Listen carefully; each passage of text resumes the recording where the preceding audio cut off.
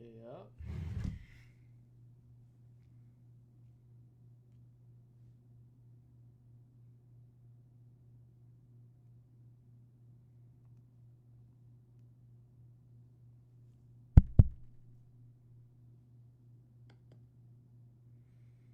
Okay, check, check. Perfect. All right. This is the very first stream that I'm doing, and might not be perfect, but that's okay. I am learning as we go. And the purpose of today's stream is I guess I want to do a little bit of storytelling about an event that recently happened. An event that I don't think a lot of people are gonna find themselves experiencing. I have the opportunity to meet interesting people all the time. Ever since I moved here to Southern California, I've been putting myself in situations where at first it feels uncomfortable, but then as you analyze the situation, you begin to realize that you are very fortunate to be in that situation, right? Because a lot of people will never be able to experience something like that. So, I guess this is in a way of me to release that energy, explain my experiences to the rest of the world, and get a little bit of feedback of how I can improve in those certain situations, right? I've been learning about Twitch a lot recently, and it seems to be a great platform where you can grow. You can start streaming right away, and then after that, move this streaming to YouTube. Then after that, move those cut the YouTube video into small clips and grow on TikTok and Instagram and all of that.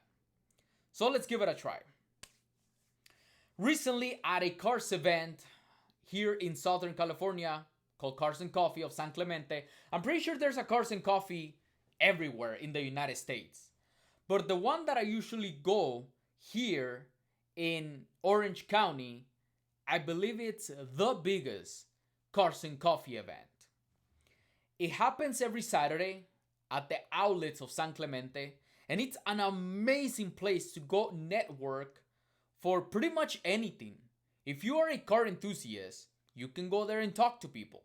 If you are a photographer or a videographer, you can go there and practice taking pictures of cars, practice making, films, reels, whatever it is that you want to do.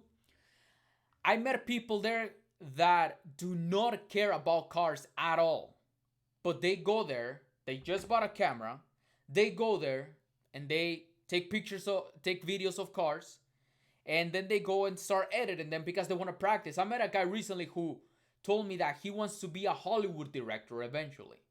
He doesn't care about cars, but he goes there to practice, right? And he was carrying this big, a lot of equipment, this huge tripod, and the monitor, and the camera, and the lenses, and everything.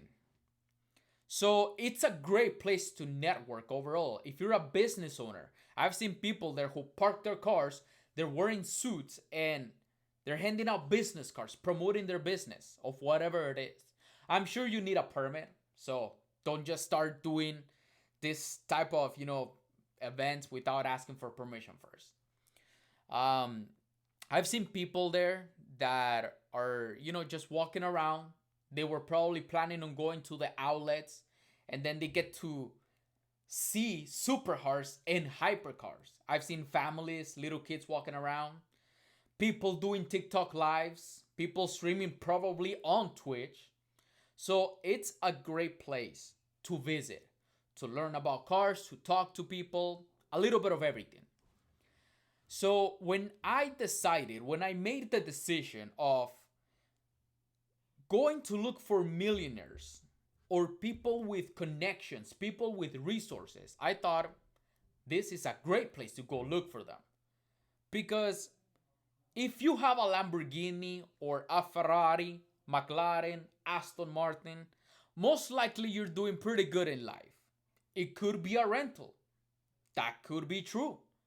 But for the most part, even if it's a rental, you're usually paying $1,200, $1,500 to rent a car like that.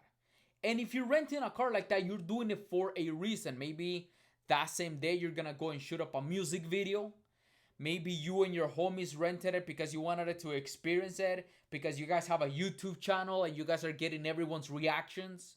It could be even from a rental experience. You could still meet interesting people. So, my main objective of going to this type of events was to go talk to people, to meet them. It could be uncomfortable. Sometimes I feel a bit nervous. I often ask people, does it seem like I'm nervous when I'm recording these videos, when I'm interviewing people? They usually say no, which is great, because I feel like I'm shaking inside. Obviously, I've had some interesting experiences where people don't really want to talk to me, and that's fine, right? I don't expect everyone to be friendly. I don't expect everyone to want to talk to a random fucking guy who approaches them with a camera and a microphone and starts asking them a lot of personal questions. And for the most part, I would say that about 90% of the time, it's nothing but great experiences. It's nothing but positive interactions. It's nothing but a good flow, a good interaction, right? I feel like I've gotten better at the way I approach them. I feel like I've gotten better at the questions that I ask. I know that there's other people out there doing similar things, and my plan is not to copy them. My plan is to get to know certain people, right? Get into their circle. And recently, I met a guy, an Italian guy, I might add. His name is Raul, and he was driving a beautiful red Ferrari 488 GTB. For the people that don't know what I'm talking about, that Ferrari is, or was, no, is the first mid-engine Ferrari that ever came with turbochargers. It was a big deal because the Ferrari before that car was the 458 Italia. Beautiful car, 4.5 liter, naturally aspirated V8. What does naturally aspirated mean? It means that it has no turbochargers, no superchargers, no hybrid assistant like most of the cars nowadays. Almost every single car nowadays comes with some sort of batteries, hybrid system, or hybrid turbos, things like that. That car was nothing but the engine and a dual clutch transmission. That's it. The 458 Italia. Then when Ferrari announced that the 488 was coming, right, it was a big deal because, well, usually cars that come with turbochargers, the main problem that they have is that, let's see what's going on. Hello. Sorry. I was trying to move my car in front of your car. Whenever you get a chance, can you help me move the car so I back this one out and then move my Where car over? the car on the The car in front of yours, inside the garage. Oh, okay. The one. Yeah. Yeah, because I need a driver that was a bit. Sure, I'll go move it right now. Thank you so much. Jesus Christ. Can't even. Sorry, guys. I'll be right back. Can't even stream without getting interrupted.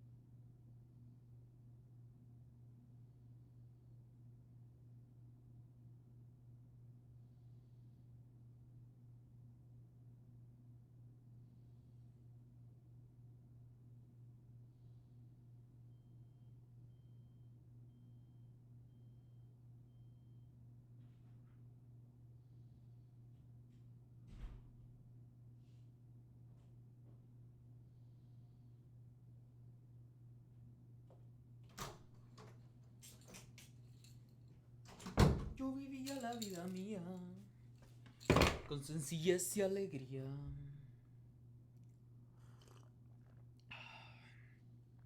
You know, I used to make fun of people that would drink their coffee black. I don't know if you guys can see it there.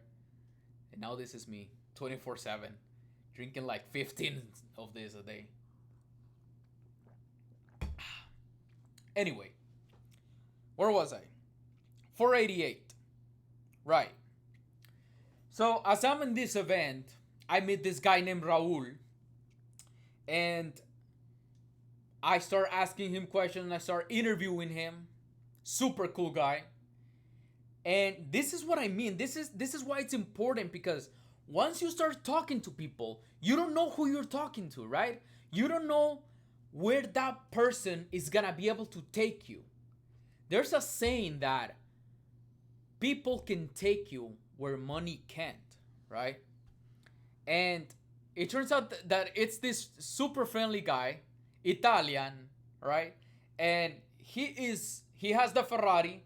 He is wearing a Ferrari shirt, Ferrari hat, Ferrari socks, Ferrari shoes, Ferrari everything. He's Italian, bro. He's the funniest guy ever.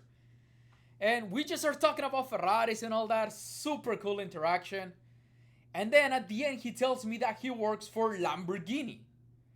And we start making jokes, right? Because he has a Ferrari outfit, but he turns out to be the property manager at the Lamborghini, Bugatti, Koenigsegg, McLaren dealership in Newport Beach. If you guys don't know what I'm talking about, that has to be one of the most important, perhaps most valuable dealerships in the entire country. Besides probably, Beverly Hills, the Pagani dealership over there. We're talking about the Bugatti dealership, the Koenigsegg dealership. For the people that don't know this, once you reach that level, where else could you possibly go? Once you reach the Bugatti and Koenigsegg world, what are you gonna buy after that? Right? A Rimac? They're cool cars, obviously, electric cars. But once you start, Bugatti, like think about that word Bugatti, right? You hear about Lamborghinis, Ferraris, cool, awesome cars, exotic cars, McLarens, beautiful cars, sexy cars.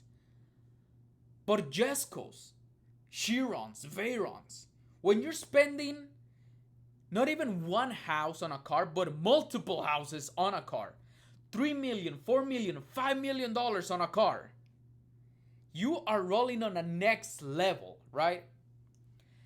So he starts telling me that he is a property manager at this dealership. I can't believe it. Because now I have to ask him to take me on a tour of that dealership, right? You have to find ways to, you can't just be like, well, can you take me, you have to find ways to interact, to connect with these people, right? They're human beings, but you have to understand that they are operating on a higher level of intelligence, echelons of life, right? There's echelons of life, there's levels. And his girlfriend also has a Ferrari Portofino, beautiful car as well. So I have to ask him, I need to go, right? Because that is a dealership in Newport Beach where you can go in there and take pictures. They allow for you to take pictures and videos. But one thing is doing that, and another thing is getting a tour of the place with someone who's a manager at the place, right? It hits different. So I get the opportunity to go to the dealership. We set up a date and a time. Keep in mind that same day when I went to do that video, it's still not on my YouTube yet. It will be eventually. So you guys better go and subscribe to Gran Turismo LT in all platforms. Instagram, TikTok, Gran Turismo LT. That same day in the morning, I had the chance to go and film the SLC Superlight, and it broke down, so we had to push it. Good thing that it's Superlight, because otherwise it would be hard to push that car. So I was already having a really cool experience in the morning, right? The fact that a hand-built supercar gets to break down and you get to push it, that's such a cool story. Imagine if it was just a boring day where the cars turn on normally and then you get to film it and blah blah blah. But you get to push it, right? So that it made the vlogging even more interesting. So as I'm driving over there, I'm already having a good morning. And I'm already excited to go check out some of these amazing cars at this dealership. So as I'm driving over there, I text him and he says, yes, I might be a little busy right now, so just give me a couple of minutes while I settle what I'm doing, what I'm finished, doing what I'm working on right now. And I'll give you the tour. Beautiful, perfect. So he does his thing. I'm checking out. I walked in. I see a revuelto, Lamborghini revuelto. Para las personas que hablan español, así como te gustan los huevos, revueltos, right? I see an Aventador S and Aventador SV. And then I keep walking. And then I see a Bugatti Chiron, a Koenigsegg Regera, and the new Pininfarina Battista, I think it's called, is like a electric hypercar with insane amount of horsepower. I think it has like 2,000 horsepower. 2,000 horsepower. Who needs that? 2,000 horsepower. The Chiron is already an amazing hypercar with 1,500 horsepower.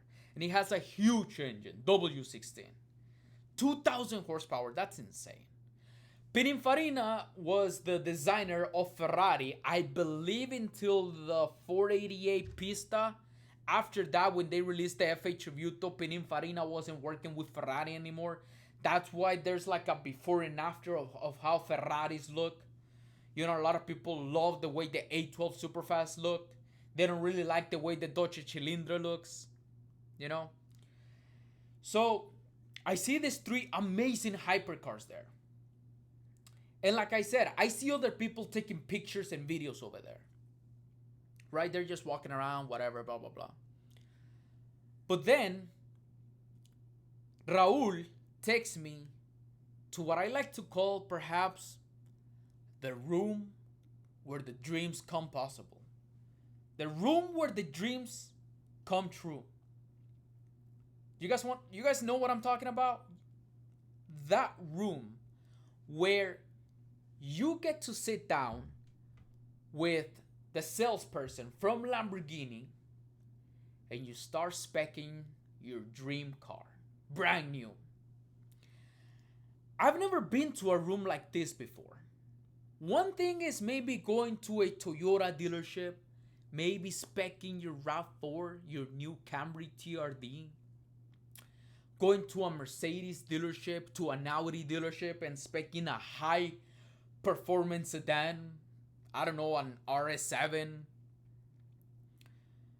But this room, this is the Lamborghini room, bro. This room is where they have the different paints. They have pieces about this long of the seat belts, different colors, different materials, suede, leather, for you to feel how your steering wheel is gonna feel, your seats, the rims.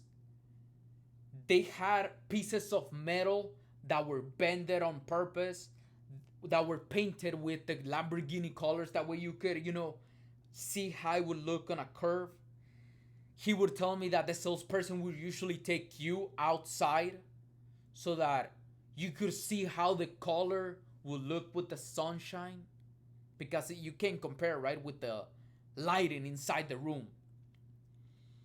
And I'm looking at this and I'm thinking, how many people have sat here and were speccing their Lamborghini for the first time? Imagine the feeling.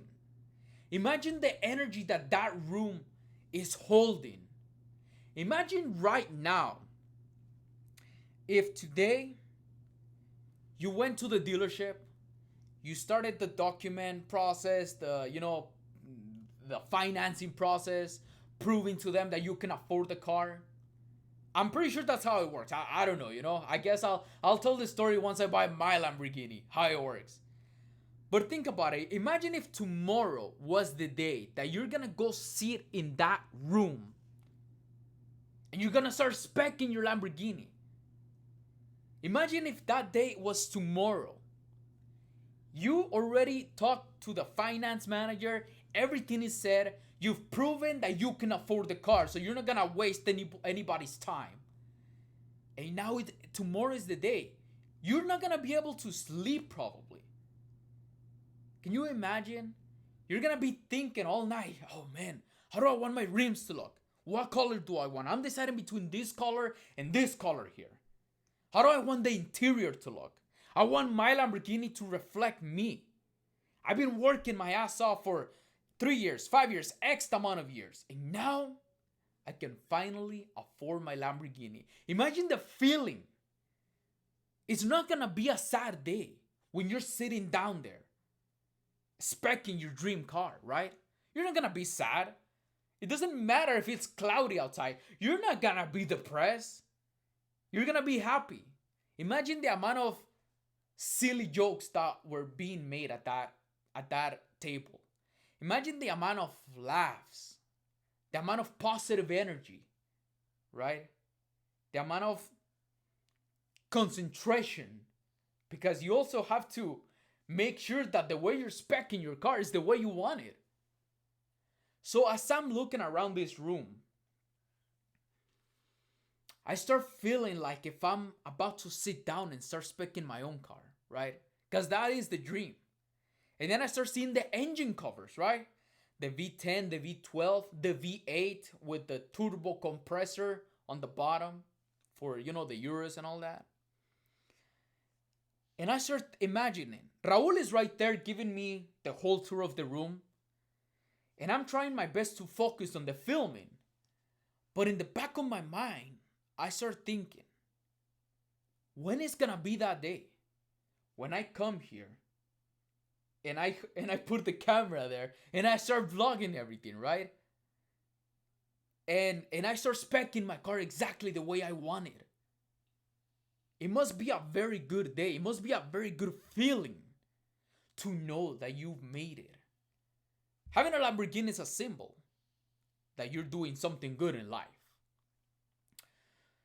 So that to me was a really good experience. Perhaps probably more than checking out the rest of the cars, right? Because the rest of the cars, they're already been made. But the fact that that room holds that power, the power of you speccing the car how you want it. Then we start going towards the back and we start seeing the mechanic shop area where they're fixing some Lamborghinis, they have McLarens, and there's a Bugatti Chiron having its service done. And for the people that don't know, doing a service on a Bugatti is extremely expensive. If I'm not mistaken, for the tires, you're talking about $150,000. We're talking about in the hundreds of thousands of dollars to service a car. You think it's a lot of money to spend $100,000 maybe buying an Audi R8 or an Aston Martin or an AMG GTR. That is the service for a Bugatti Chiron. The car was parked there. It was lifted actually, and it didn't have the tires. So I don't know if it was getting the brakes changed or the tires, the wheels, who knows? But I start thinking again, who is this person servicing their Bugatti Chiron, right? How many cars do they have? Are they even missing their Bugatti right now? I mean, when you have a Bugatti, you probably have like 20 cars already at that point. Are they thinking about their Bugatti? What are they doing for a living? And then I start seeing, we start driving towards the back and there's a McLaren P1, which is my ultimate dream car. There's a beautiful P1 with no wheels as well. So it's having its service done. Then, after we look at the back end of the shop, he takes us to the McLaren side. And there's a beautiful McLaren Senna parked there, which is a beautiful car with a huge wing. But the problem with that car is that there has been multiple reports of that car catching fire, apparently getting caught on fires. I don't know why, because the exhausts are pointing up. So there has been multiple incidents where those cars are literally burning down. And there is some stairs, and there's a sign that says there, please don't go up there, right? Restricted area or whatever. But Raul takes us up there. And as we're walking up, they have a Lamborghini Countach, the new one. A Lamborghini Countach parked up there. Another P1, so there's two P1s. They have a Senna, which is considered a hypercar. They have a P1. They have two P1s, two hypercars, a Chiron, a Regera, and the Pininfarina Battista. There's hypercars in this building. How many millions of dollars, right? I mean, the Chiron alone is like 3.5 million. The P1s are like 1.5 to 2 million. And as I'm seeing the Countach right there, I see the P1 and I see a beautiful Ferrari Superfast 812 Competizione. Competizione. That's how Raul says it. So you guys better go watch that video because Raul is so funny. And for the people that don't know, the amount of horsepower, the difference of horsepower between the 812 Superfast and the Competizione is probably like 30 horsepower.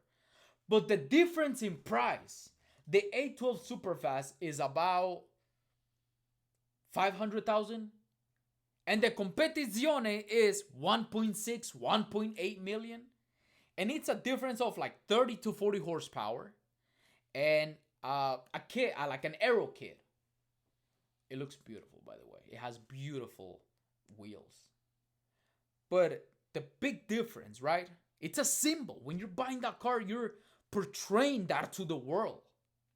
It's a symbol.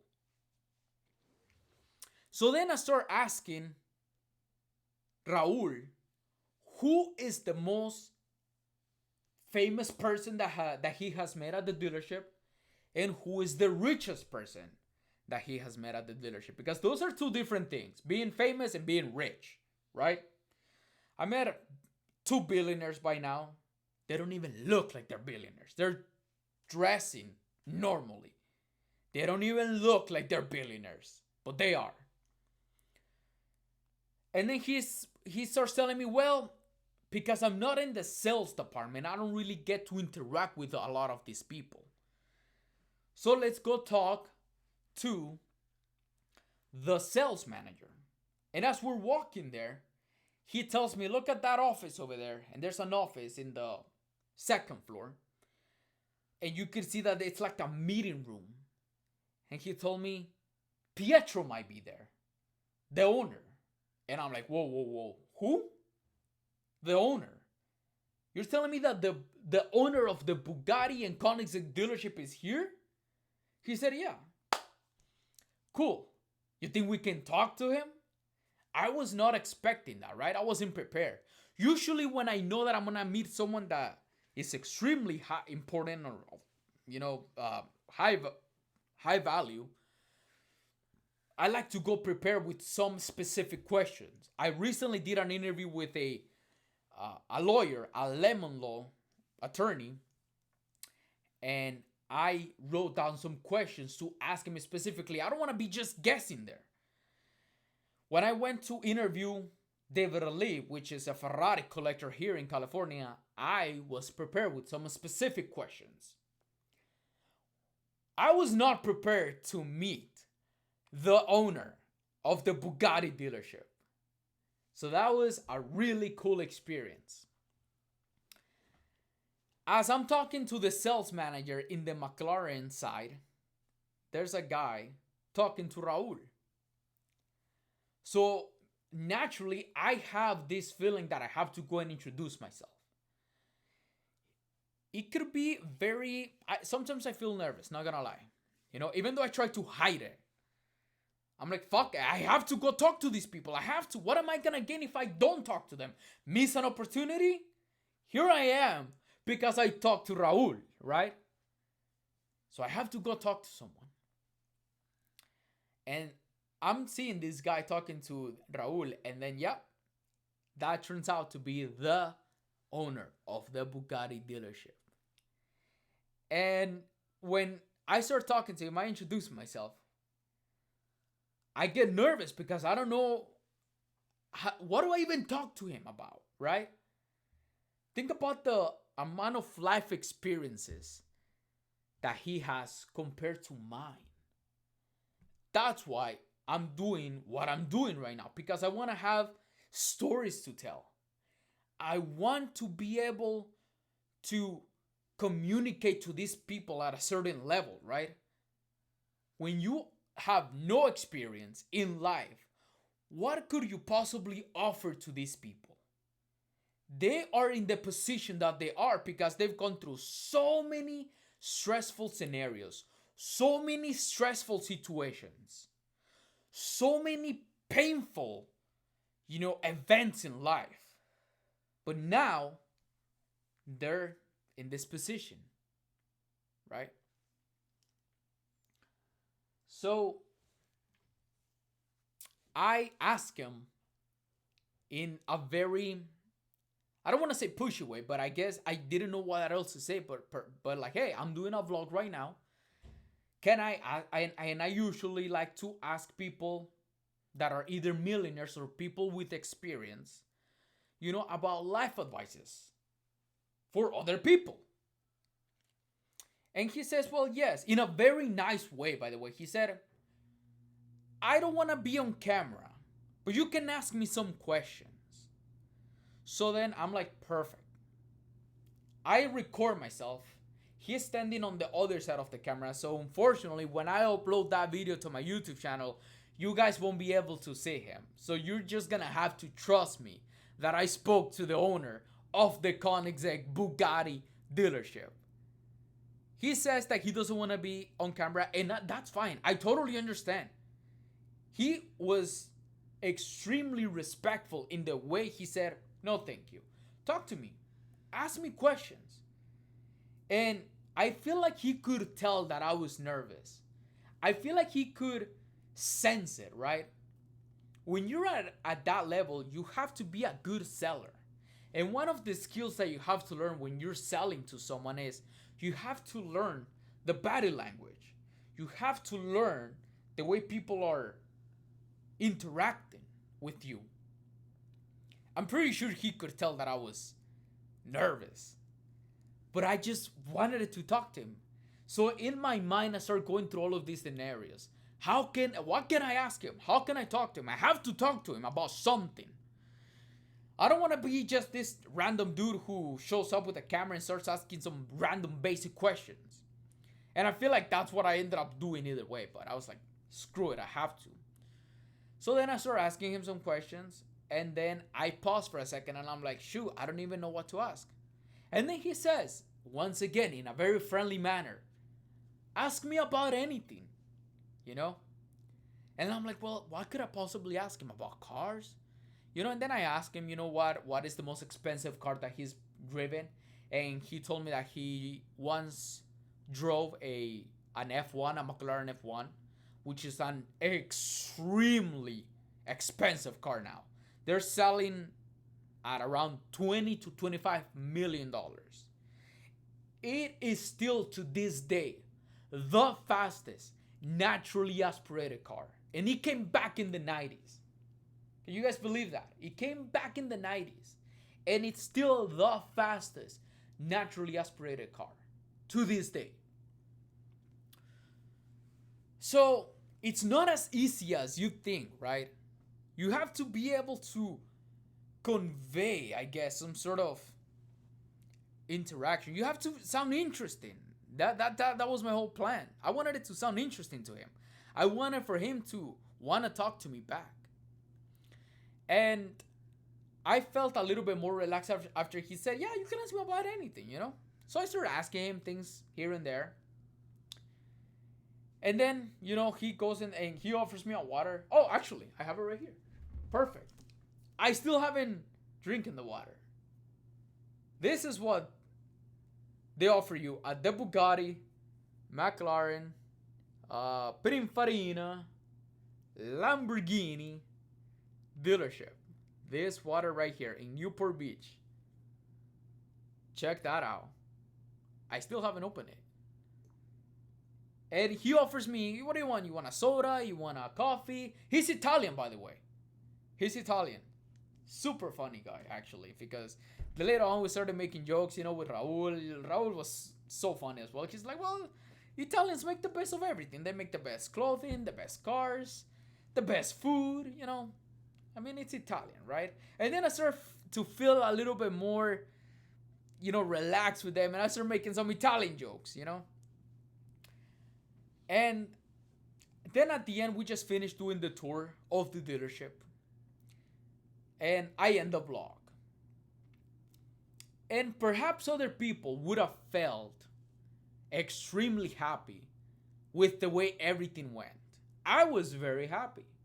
But at the same time, as I'm driving back, I start hating myself for not being ready, for not being prepared to ask him better questions. So now in my mind, as I'm driving back home, one of the things that I like to do is analyze everything. That is super important for people out there. You have to get feedback of everything that you do.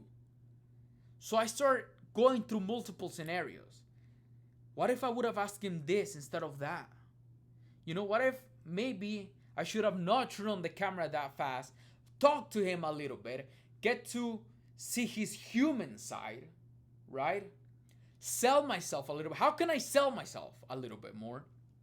Then after that, ask him politely if I could ask him some questions instead of just straight up asking him a question. I started going through all of these scenarios. But I guess sometimes in life, you're not really prepared to meet the owner of one of the most exclusive dealerships in the world. So that was a really interesting experience. Anyway, my camera is about to die, so I guess we're gonna stop the streaming right now. But follow me on all of my social medias because I have many more stories to tell. So, go ahead and follow me, Gran Turismo LT. I'm gonna end it now because this camera is about to die. But I'll see you guys on the next one.